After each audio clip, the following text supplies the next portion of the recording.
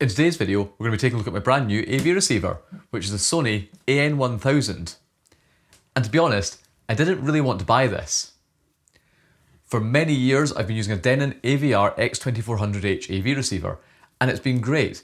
If you go back far enough, my channel is an ancient video where I got that and set it up, and I've absolutely loved that AV receiver. However, it's recently developed a fault that's been getting progressively worse.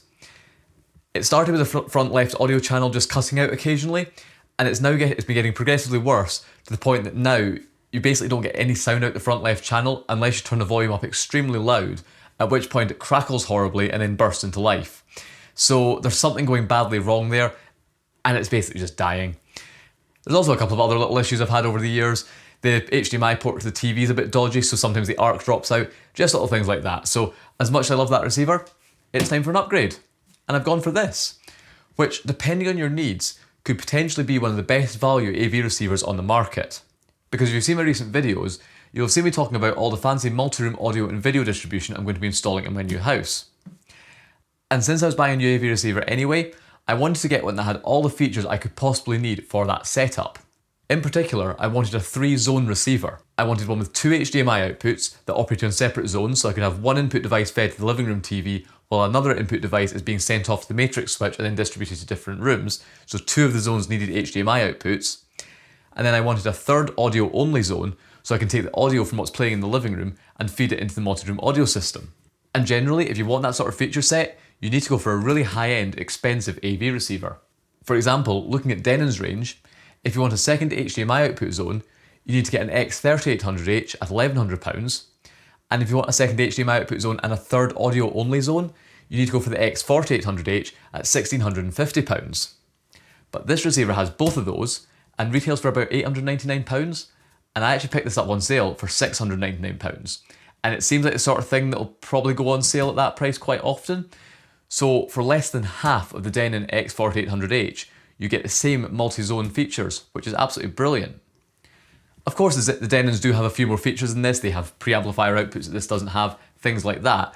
But if all you really need is the zone features, this is an absolutely amazing value option. So with that, let's open the box and take a look at it. Again, don't really know why I'm doing an unboxing. This is, again, another fairly chill video after a series of very complicated projects because I just need a simple video for a change. But yeah, I thought I may as well take a look at it. There's not many reviews on this receiver as well, so it'd be good to kind of put some video content out for people who are looking to buy this, although my video is probably a bit more niche because I'll be focusing more on the zone features, but we'll take a look at it. So we'll get it open and see what we get. So box accessories, let's see what that is.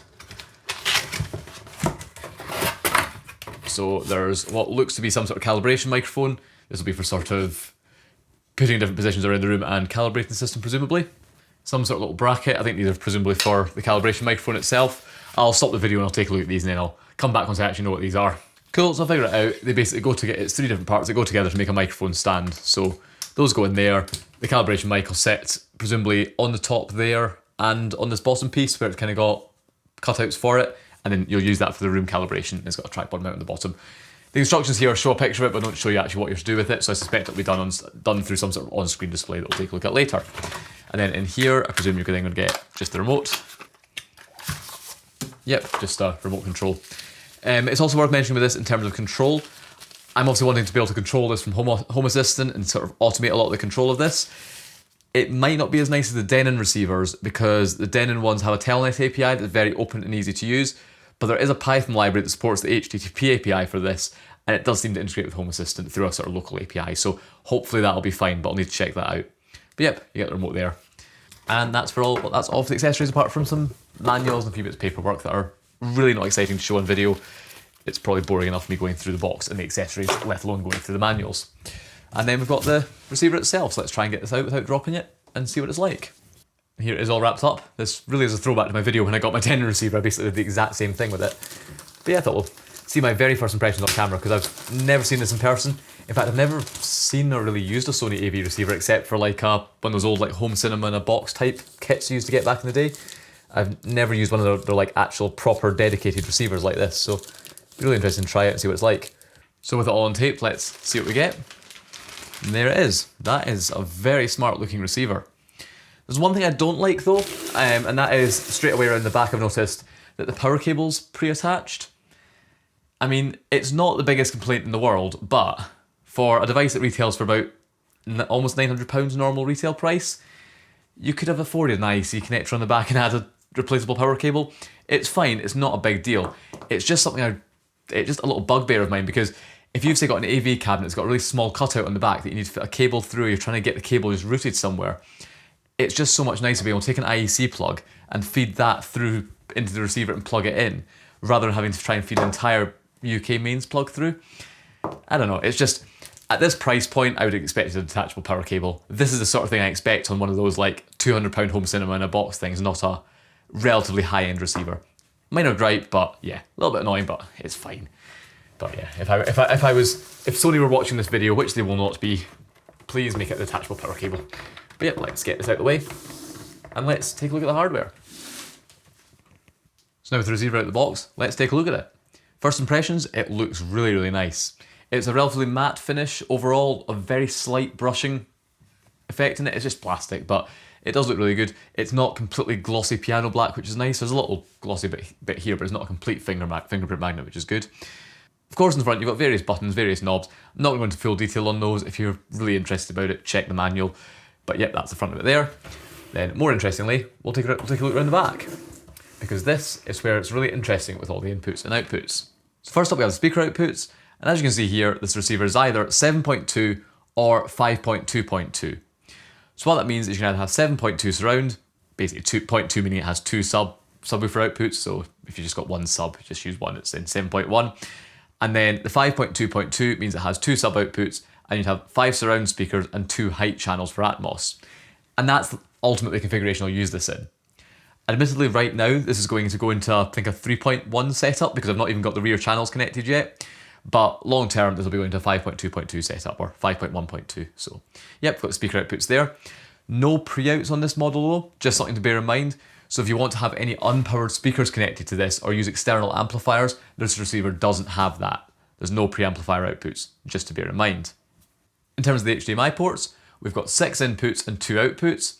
And unlike my old Denon receiver, where the 2 outputs were on the same zone and just mirrored each other, these are on separate zones. So we have the main zone here, and then zone 2 has its own output. And what this means, as I mentioned earlier, is you can have different sources displayed on different outputs. So you could have, for example, a set-top box displaying on zone 1, and then a games console on zone 2, and they both output to separate zones at the same time. It's like having a very small HDMI matrix switch. In terms of the inputs, you've got your 6 HDMI inputs. 4 of these are just standard 4K inputs, and 2 of these are 8K or I think 4K 120 as well. Yeah, so 8K or 4K 120 on just these 2 inputs, which are the media box and game inputs, although you can reassign them. So yeah, if you want to use any 8K or 4K 120 sources, you do have inputs and outputs for those, but just bear in mind you've only got 2 inputs, so you couldn't have 3 8K or 4K 120 sources connected to this, although realistically, you're probably going to have a games console or 2 hooked up to this, and then that would be fine. And of course, you've always got the option as well of connecting other sources up to your TV directly, and then using ARC to get the audio to this. Although of course at that point then you would be able to send those sources to the zone 2 output. But yeah, decent number of inputs, plenty more than they'll need, and it's nice to have those 8K or 4K 120 outputs for the future if you need them. Next up, on the analog side of things, we can see we've got inputs for both composite video and analog RCA audio. I'm not sure if these composite inputs will actually be scaled to HDMI, so you could plug, say, an analog, like an old games console in here and view it over HDMI. Given it has a monitor output, so an actual analog composite video output, I suspect not. We'll see when we take a look at it actually working, but you may not be able to, say, connect the device to these and then display it over HDMI. You need to actually run a composite video signal from this to your TV, which is the same as my old Denon receiver. You need to go to the higher end ones to get scaling between analog inputs and HDMI outputs. Then on the right hand side, you've got your 2 subwoofer outputs. These 2 RCA ports in the middle are just another analog input, so you've got 4 analog RCA inputs. And then these 2 RCA ports here are the zone 3 output. So this is that third audio zone I was talking about. So what you could realistically do with this is have one source playing on one TV, one source playing on another TV, and have a third source sending its audio to the zone 3 output. Or what I'm hoping to do here, which isn't essential but would be really nice to have, we'll be able to have the zone 3 audio output replicate whatever is being played on the main zone's TV. So for example, my living room, if I'm watching something in the living room, the audio from that would also be sent through the zone 3 output and go into the audio distribution system. In terms of other ports, there's a few others. You've got the IR in and out, so if you want to use sort of IR blasters and pass them through your devices. Coaxial and optical audio in. Only one of each, but they're not very commonly used nowadays, but you do get them if you do need them. And then the final port is S-center out, which is for certain Sony TVs, where you can use the TV itself as a center speaker. It's quite a nice idea. It means you don't need to have a big bulky center speaker below the TV, and some of them do quite cool things where they actually use the panel of the TV itself as a big speaker, so it produces quite good sound. So if you want to use that, you connect a cable from this port here into your TV instead of using a normal center speaker. Finally, in terms of network connectivity, you've got a couple of antennas here for Wi-Fi and Bluetooth, and also an Ethernet port for connecting to a wired network, which is what I'll be using. So yeah, that was a look at the hardware. What I'll now do is I'll go down to the living room, disconnect my old receiver, get this one hooked up in its place, and we'll take a look at the setup process. So there we go, that's my new receiver installed and connected up. And yes, the speakers are wired in mains flex, and yes, I really need to get banana plugs, but that's all very far down on the list of priorities right now. But yep, that's all connected up there. So now let's fire up the TV and take a look at the setup process. Okay, so now turn the TV on, receiver's automatically powered up, and then weirdly it's gone to the game input. It's not pulled up some sort of like first time setup wizard I thought it would.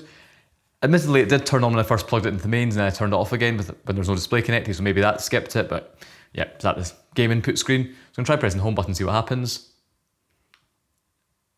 And now it's saying some functions require additional settings, so presumably this will now be the first time setup wizard. Yep, so this is what I was expecting. It's also connected to the network over Ethernet, so I shouldn't have to do any Wi-Fi setup stuff here, so we should just be able to go through the setup process. I'll do it on camera. Feel free to skip ahead if you don't really care about this, but if it's quick enough, I thought I'd quickly demonstrate it on camera just to show the setup process. So weirdly, there's still no real setup process, so it's just taking me into like a main menu.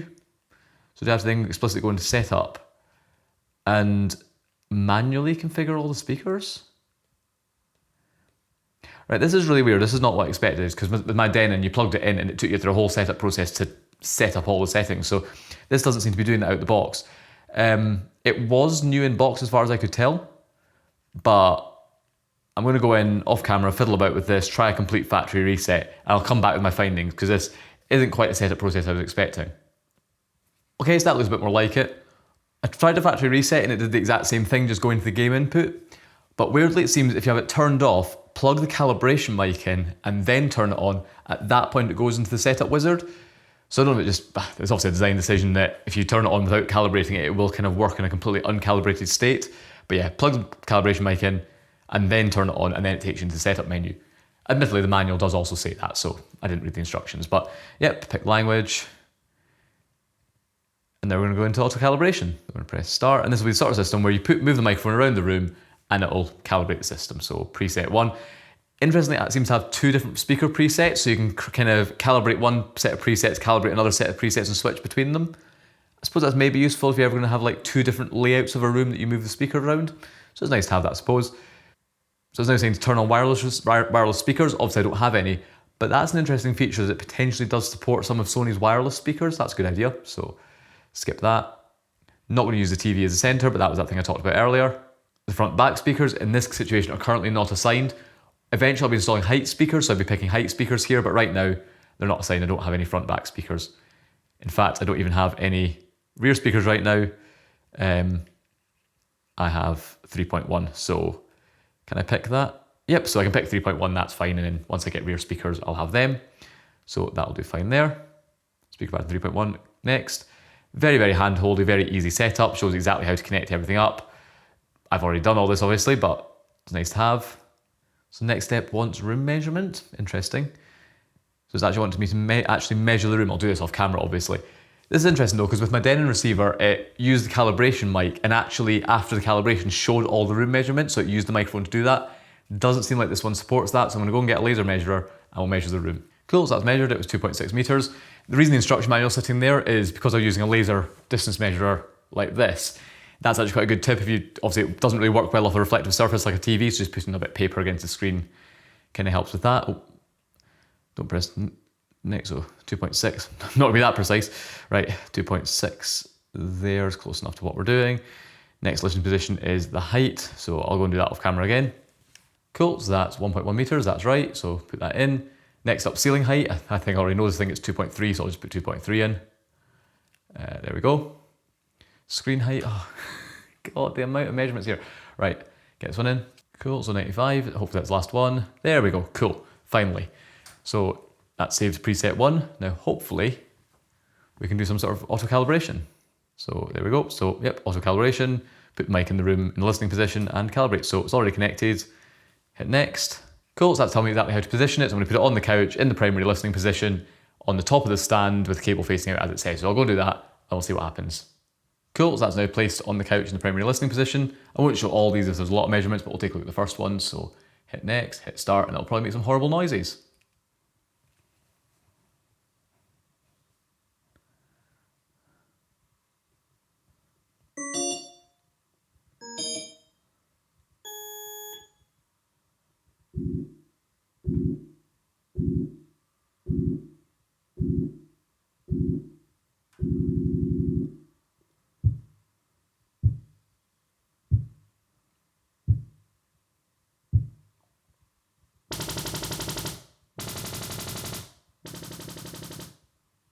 Cool, so now it's going to do the exact same thing and just make me move the microphone around. So I'll do that off camera and we'll come back when it's done. Okay, and I think that's done. So it literally just did one more position from the bottom of the stand and that was it.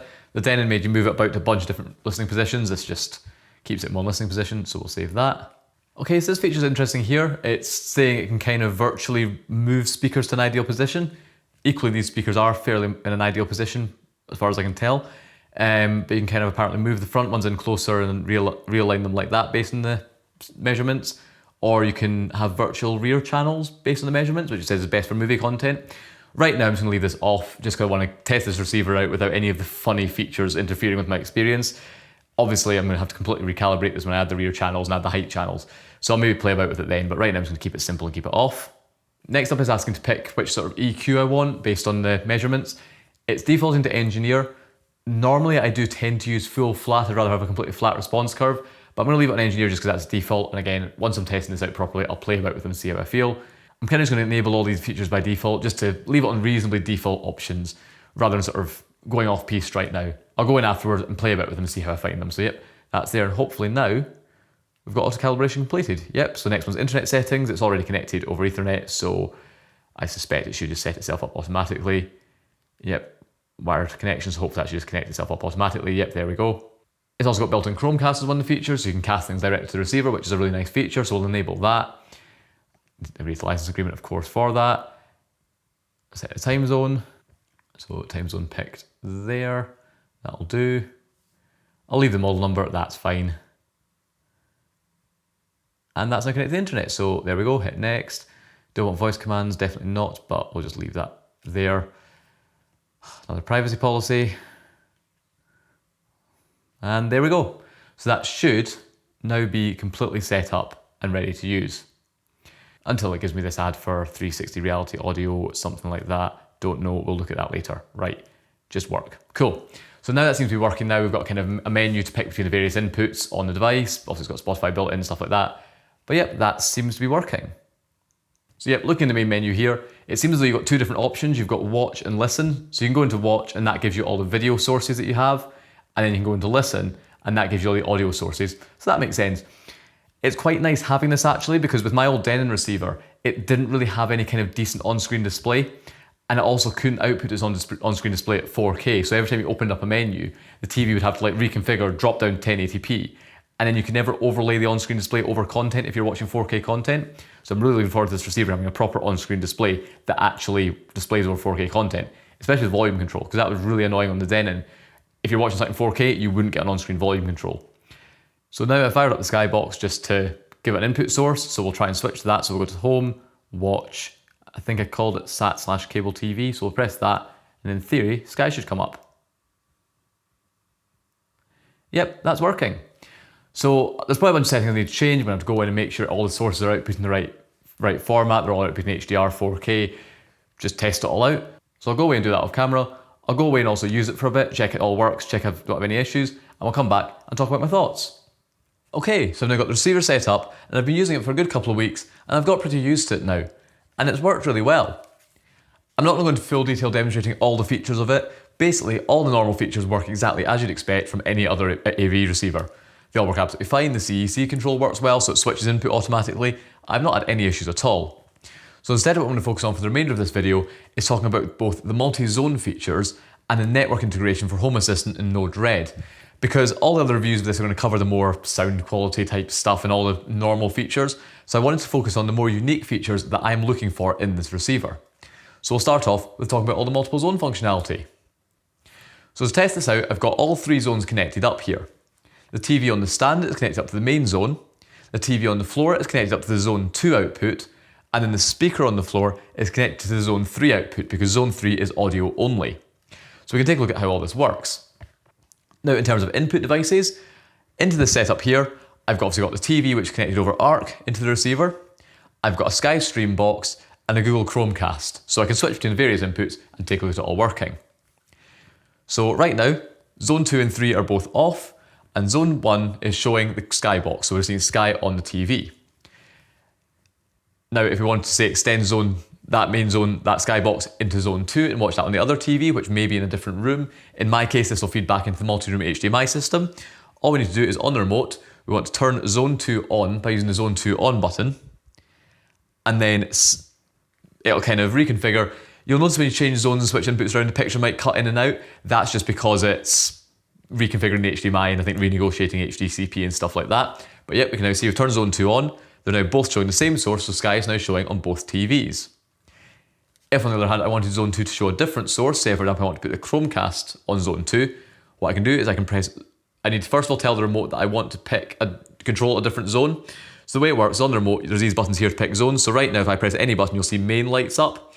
So instead I press zone 2, I'm now going to control zone 2. So if I want to switch to the Chromecast, which is media box, I can now press media box. That'll switch the input on zone 2. What we'll now see is each TV is now displaying a different source. We've still got the Sky box on the main TV, and then on the Zone 2 TV, we have the Chromecast. So yeah, as you can see there, we've got 2 separate sources on the 2 different devices, and that works completely fine. The sound for the main zone will obviously come out of the main speakers in this room, and the sound for the second zone will be sent through over HDMI, so the sound will just come out that TV as normal. It doesn't need to have any sort of dedicated speakers connected. The other option we have for controlling Zone 2 is available on this Others button. Now, you won't see it on this video because it's too small on the screen in the front of the device, but when we press this Others button, the screen on the front of the device, on the receiver, will turn to say Source. Now, what that means is we've set the Zone 2 input to Source, which means it will follow whatever's showing on the main zone. So now if I switch back to the main zone here, I apologise, it's a bit hard to focus on this remote, this camera's got really slow focus, but if I press the main zone here, now we're controlling the main zone, and switch back now we're on Sky on both, switch over to media box on the main zone, we'll now see that both external inputs will mirror that zone. So this is kind of like having your second zone just being a mirror of the primary zone. They now just mirror each other. So you've both got that option where you can either pick separate zones, separate sources on each zone, or you can just have your secondary zone mirror your main zone. It's completely configurable. And all of this is completely controllable over the network API as well, and that works really well. The final zone I want to talk about is the Zone 3 audio only output. And this is a little bit tricky to get sort of used to. So while at first it may look like you could just sort of send any HDMI source to this zone completely independent of the TVs, you can't. So if we take a look at the page in the manual here that explains it, and I expected this, so this is fine, it still works for my use case. But you can see for Zone 2, it shows all of these inputs you can route to Zone 2. However, for Zone 3, you can see for lots of these aren't noted at all, and then the others say audio input only. Now what that means is that, for example, SAT/cable TV or aux, all these ones, you cannot send the audio from the HDMI input to Zone 3. The only audio you can send to Zone 3 is if you've plugged into one of the audio only inputs on that zone, on that input, so say for example on the RCA jacks or on the Toslink optical connections. So that could be a bit limited for you, depending on your use case. For example, if you wanted to say Zone 3 to just be music in the kitchen, for example, you couldn't just have a streaming box plugged in over HDMI and send the audio straight through to that zone. You can only send it if it's plugged into an optical or analog audio input. However, you can see for source, the source input, it does actually allow that. And that's what I want to do here. So what it means is as long as you've got something playing in the main zone, if you tell Zone 3 to use the source input, the audio from that main zone will be sent through to the Zone 3. And that's really what I wanted this for anyway. Because what I want is Zone 3 to feed into my multi-room audio system so that any audio I'm playing in the living room can be sent back to that, go through a matrix switch, and then be routed to whatever room I want that audio in. So to demonstrate this, what I have is I've got the Chromecast currently displaying on the main zone. So the Sky is on zone 2, the Chromecast is connected to the main zone, so this video here is coming from the Chromecast, and I've loaded up some music from the YouTube audio library. Now, what we'll do is we start that playing. That's now going to start playing out the speakers that are connected to this TV. I'm now going to mute this, so no sound will be coming out of the main speakers in this room. So I'm going to press mute, and you see it showing mute on the screen. This is still playing the audio, but it's now muted. What I'm now going to do is tell zone 3 to play the source input. So I'm going to go to zone 3, I'm going to turn zone 3 on, first of all. I'm then going to press the zone 3 button to put the remote into the mode for selecting sources on zone 3, so put zone 3 there. And now I'm going to press others to switch zone 3 to the source input, and we'll hear the audio come through. There we go. Now that music you're hearing is coming out the speaker on the floor, which is connected to the zone 3 output. It's not coming out the other speakers in the room. So that's working. So what we're now doing is we're taking the sound from whatever's playing in the living room, sending it through that zone 3, and that can go off to somewhere else and be sent to other rooms. And that works brilliantly. Now for the final test, let's take a look at one of the main reasons I wanted this zone 3 output. And that's not so I can send the sound from HDMI inputs to the multi-room audio system, because that will already go through an HDMI matrix switch, which can already do that. I want to be able to send the sound from the TV itself over ARC back out over an analog audio connection to the multi-room audio distribution. That way, if I'm watching either a TV app or something like a Freeview channel, I can still take the audio from that and send it through to other rooms. And that also works. So while this looks the same as before, what I've now done is you can see the Chromecast is now on the zone 2 output, so I'm not using the Chromecast now. This is now the YouTube app on the TV itself, so I'm using the TV itself on here. And then the receiver is still muted, so what I now do, if I start that track playing, using the TV's remote, this is now playing through the TV, and the audio is being sent to the receiver over ARC. However, the main zone is muted, so there's no audio coming out at all. However, if I once again go to zone 3, turn on zone 3, and then switch it to the source input, we can hear audio. And that audio is not coming out the TV, it's not coming out the speakers here, that's coming out the speaker for zone 3. So the audio you're hearing now is being played by the TV, it's going out over HDMI ARC into the receiver is then converting that, and it's coming out over analog into the speaker. So that's absolutely brilliant. That zone 3 output can also output the audio that's coming in over ARC, which is exactly what I wanted. So I'll pause that now just so you don't have to listen to me talk over random YouTube audio library music, but that works absolutely perfectly. What I've also done is something I won't really be able to demonstrate on this video because it would involve copyrighted content, but I've tried playing Atmos and 5.1 audio from Netflix over both an external device, so like the Chromecast, and from the TV over ARC, and with both of those, I get surround sound out of the speakers connected directly to the receiver, and it does appear to be down mixing that to stereo for the zone 3 output, which is exactly what I wanted. So if you're watching, say, a movie in here, I can still have that audio piped through to other rooms, and it does, at least for my basic quick testing, it does appear to be down mixing that surround sound to stereo for that zone 3 output, which is exactly what I wanted. And then of course throughout this video I've kind of been demonstrating explicitly switching the zone 3 input on and switching it to source, just to kind of get into the sort of routine of showing it how you switch it. But realistically, as long as you've switched zone 3 on and set it to source, you can switch the source on the main zone around as much as you want, and that zone 3 output will automatically follow it. So as long as you've switched that on and got it running, you can change the source on the main zone and the zone 3 output will automatically update, so that's absolutely brilliant.